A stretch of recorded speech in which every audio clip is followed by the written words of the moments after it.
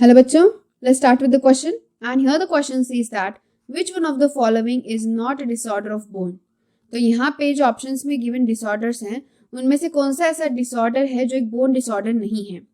So let's start. First they have given that is arthritis. तो arthritis क्या होता है? अरेथराइटिस बेसिकली जॉइंट्स में जो इन्फ्लामेशन होता है ना, उस इन्फ्लामेशन को कहा जाता है अरेथराइटिस. सो इन्फ्लामेशन ऑफ जॉइंट्स में पाए जाने वाला इन्फ्लामेशन को अरेथराइटिस कहते हैं. तो ये तो एक बोन डिसऑर्डर है. नेक्स्ट बी ऑप्शन है ऑस्टियोपोरोसिस. सो ऑस्टियोपोरोसिस किस तरीके का डिसीज है? सो बेसिकली ऑस्टियोपोरोसिस में क्या होता है, ये भी एक स्केलेटल डिसऑर्डर है जिसमें जो बोन्स है वो बहुत वीक हो जाते हैं. Bones get weak. तो बोन्स ज़्यादा वीक होने की वजह से इजीली क्या हो सकते हैं, ब्रेक हो सकते हैं. एंड ये होता क्यों है? Because of deficiency of calcium and vitamin D. तो कैल्शियम एंड विटामिन डी की जब बॉडी में कमी हो जाती है तो उसके वजह से ऑस्टियोपोरोसिस कॉज हो जाता है, जिसमें जो पर्सन है उसके बोन्स क्या हो जाते हैं, बहुत ज़्यादा वीक हो जाते हैं. तो वीक होने की वजह से वो इजीली ब्रेक हो सकते हैं. So this is the osteoporosis disease. Next यहाँ पे सी गिवन है दैट इज रिकेट्स. अब रिकेट्स क्या है? सो रिकेट्स ये भी एक बोन डिसऑर्डर है. तो इस बोन डिसऑर्डर में क्या होता है, वीक एंड सॉफ्ट हो जाते हैं बोन्स कैसे हो जाते हैं, बहुत ही वीक एंड सॉफ्ट. साथ ही साथ जो ग्रोथ होती है वो भी बहुत स्टंटेड टाइप की ग्रोथ होती है.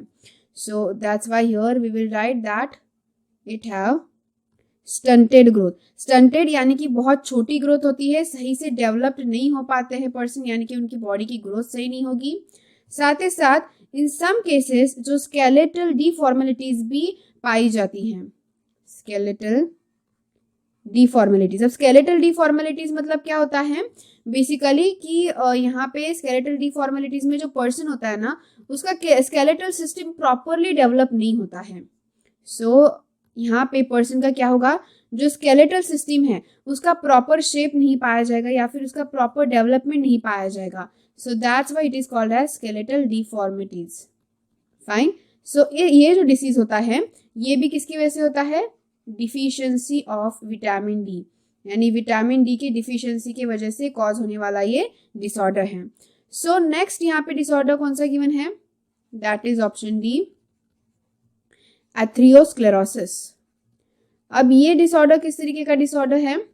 So this is disorder which is not related with bone. ये बोन से रिलेटेड डिसऑर्डर नहीं है, ये कंडीशन है आर्टरीज की. तो कैसी आर्टरीज की कंडीशन?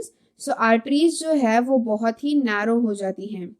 सो आर्टरीज बिकम्स नैरोड. सो यहाँ पे आर्टरीज क्या हो जाती है, बहुत नैरो हो जाती है एंड हार्डन हो जाती है, मतलब बहुत सख्त हो जाती है. एंड ये क्यों होता है? This is due to the built up of cholesterol. यानी जब कोलेस्ट्रॉल ज़्यादा आर्टरीज में बिल्टअप होने लगता है तो उसके वजह से कंडीशन क्रिएट हो जाती है. आर्टरीज वॉल में जब कोलेस्ट्रॉल बिल्टअप हो जाएगा तो वो आर्टरीज एक्चुअली आर्टरीज होती है उनका ल्यूमेन जो होता है वो ऑलरेडी नैरो होता है, और वहाँ पे नैरो ल्यूमेन में क्या हो जाएगा, फिर यहाँ पे और ज़्यादा कोलेस्ट्रॉल जो है वो बिल्टअप हो जाएगा, जिसकी वजह से जो आर्टरीज है वो बहुत हार्ड हो जाएगी और भी ज़्यादा छोटी हो जाएगी, जिससे ब्लड फ्लो प्रॉपरली नहीं हो पाएगा. सो दैट्स वाई यहाँ पे हमारा आंसर भी क्या आएगा, ऑप्शन डी, क्योंकि ये एक डिसऑर्डर है which is not related with bone. So I hope you got the answer very well. Thank you and all the best.